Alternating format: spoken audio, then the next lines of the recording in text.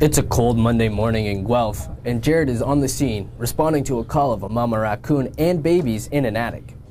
It's also a situation where another company came to do the job, but did it incorrectly. So we were called by Graham, and we got here to find out a previous company was here, and they came in and on my investigation in the attic, I've seen that there was poison laid out, there was a trap in the attic, there was a contraption outside that wasn't functional to get the animal out. It is baby season, and to find out from the customers, this professional company came in and didn't do a baby search, actually caused more damage. The raccoon came out, busted through another way to get back in, and through 2 weeks of methods of this other company trying to get him out, he still couldn't get the babies out. So what we've done is we've come in, Graham has hired us to do a full eviction, full prevention, and get it done right. And after we're done, we're not going to have any raccoons coming in. The babies will be humanely relocated by the mama, and from there, probably break into another house. But yeah, so we're coming in and we're successfully solving a problem for our customers, which is what we do every day. So in the middle of the night, one night we heard a lot of thumping and scratching, and so we actually didn't know what it was, but we started to figure that it's possibly a raccoon or something bigger than a mouse. I heard cladding of nails, so it was clat, clat, clat, plump. So it sounded like a bigger animal. They're cute, but yeah, when they get bigger, hope they don't come back. When it comes to raccoons, it's not uncommon to see them during the day, but there are signs to look for when it comes to distemperament in raccoons. Only time you need to worry about raccoons if they're acting odd. If they're just walking down the street, walking across, and if they're climbing normally, typically that's a healthy raccoon. Yes, they're usually just nocturnal. But again, in the mating season and baby season, and especially spring, they're foraging for food, they're establishing new territories, they're looking for food, so you're going to see them during the day. If you see them with crusty eyes, seizuring, falling over, not being able to climb, that's when it should be concerned, and you should be calling animal control or a professional wildlife company. The distemper call that we went on, unfortunately when it comes to wildlife control and being humane, there are those times where we have to make that call. And with a distempered raccoon, we don't want to hurt an animal, but it needed to be put down for the reason of it's protecting the other wildlife. All right. Distemper can be transferred to other canines. So let's say there's a dog in the area that got in a fight with that raccoon and wasn't vaccinated, it could get distemper. Or if this raccoon's not taken care of, a coyote could grab it and eat it, and now he's got distemper. Or a fox could have a fight with it. So by taking this diseased raccoon out, we've actually are saving the population. So it's a part of the job that we don't like, but sometimes we need to do it to protect the future. So we're here today because we received a call from a guy that had raccoons and squirrels in the attic. So when we got here, we initially did the inspection and noticed that there's no insulation and mass amounts of squirrel and raccoon feces in the attic. So they're looking to sell this house, and obviously they couldn't do it in that position. So they called us in. We've already removed the raccoons and squirrels, and we've prevented them from getting back in, but it's the remediation that's today.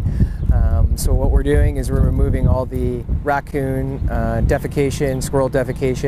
We're decontaminating the attic through a spray that will kill all the remaining bacteria, and then we're reblowing all the new insulation back up to code. My mother, our family moved into this house 60 years ago in the early 1950s, and my mother's been here ever since. And she lived here along with my brother for the last 20 years, but she passed away 2 years ago. So right now we're in the process of remediating some of the problems that have shown up over the years that have not been addressed. And one of them is the animal problem. Animals have been entering the attic and have been tearing at the soffit and fascias. We've known it's been a problem for the last several years. It's been not addressed.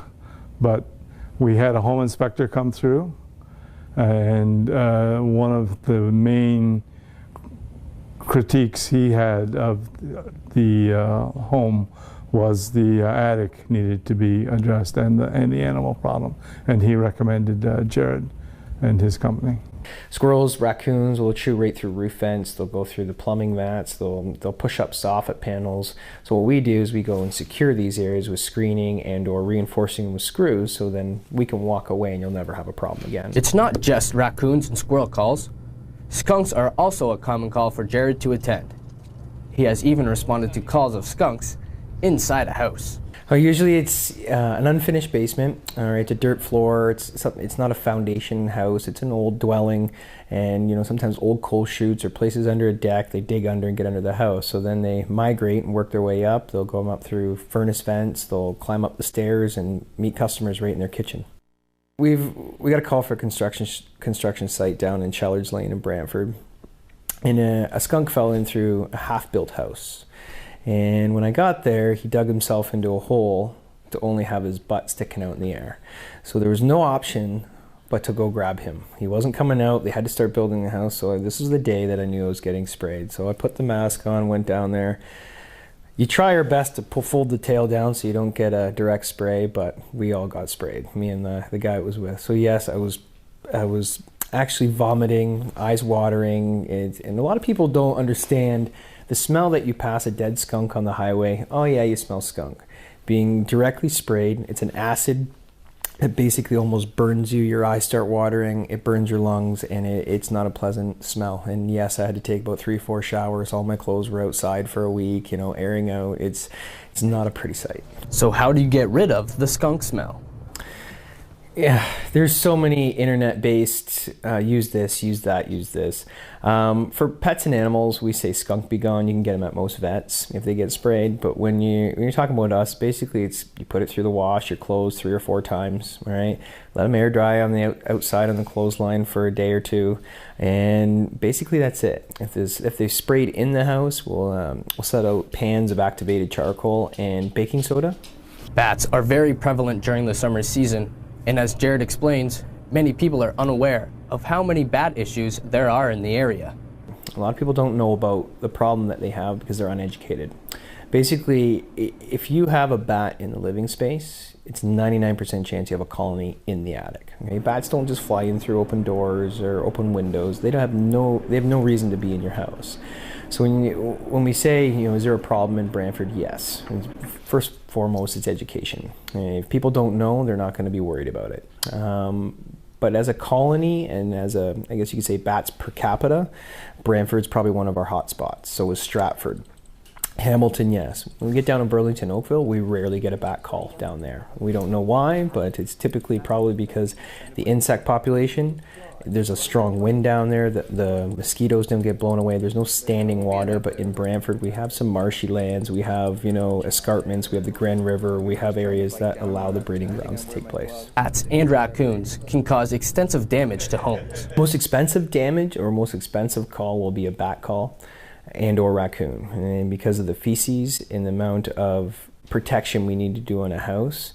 But I'll tell you, the dirtiest, the scummiest, the ones that we never want is the one that have a raccoon call that's been there for years. And typically it's an older home, there's older people in there, they've either went to a nursing home or have passed on, and a new couple comes in and realizes what the problems are in that house.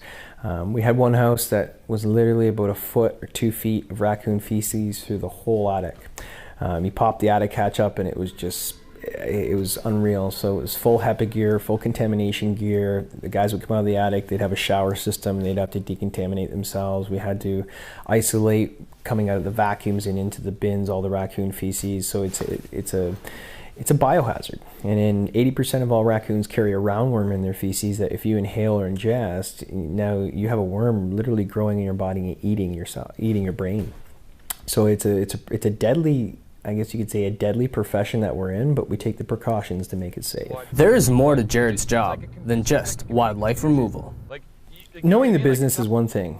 Getting it up and running and marketing and the internet and behind the scenes stuff, that's the hardest part of any business. If you know what you're doing, the frontline work is the easiest part. It's the behind the scenes with accounting and stuff. That's where we've struggled, where I've struggled. And that's when I brought in help and brought in, you know, my receptionist, bookkeepers and stuff like that. And then our web guy is amazing. So he's turned us from, I guess you say, at the bottom to now at the top.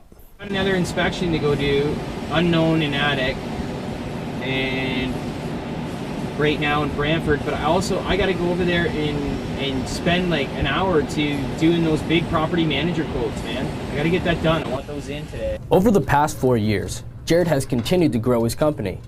So what does it take to work in this industry? Well, what happens is in this industry, it's not like an electrician where you can go and, you learn your electrician trade, you come out of school and you're an electrician. You can go to school to learn the biology of the animals, the behavior and the breeding patterns and such, but when it comes to actually a wildlife control company, you can't learn it without actually learning it from one of the trade.